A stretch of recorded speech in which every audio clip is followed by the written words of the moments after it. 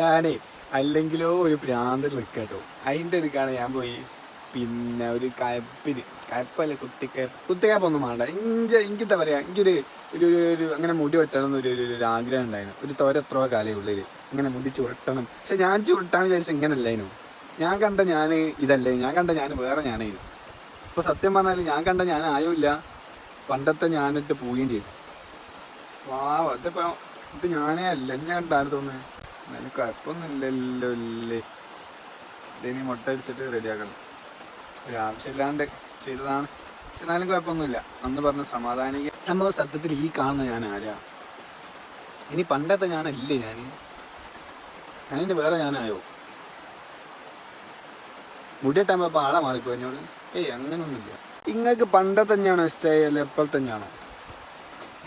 ഏത് ഞാനാണ് ഇഷ്ടമായി? ഏത് തരത്തിലുള്ള ഞാൻ ഇഷ്ടമായി? ഈ ഞാനാണോ അതോ ആ ഞാനതിനോ? പണ്ടത്തെ ഞാനതിനോ അല്ല ഇപ്പോഴത്തെ ഞാനാണോ? ഏത് ഞാനാണ് നിങ്ങൾക്ക് ഇഷ്ടമായി? സാരല്ല, വരാനുള്ള വഴി തങ്ങൂലല്ലേ. പക്ഷെ ട്രാഫിക് ഉണ്ടായിരുന്നെങ്കിൽ ഞാൻ ജസ്റ്റ് കഴിച്ചിലാവുകയാണേ.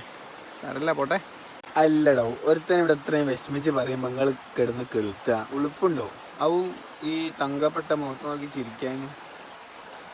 എന്ത് നല്ല മുടിയനും ചെയ്യില്ലേ.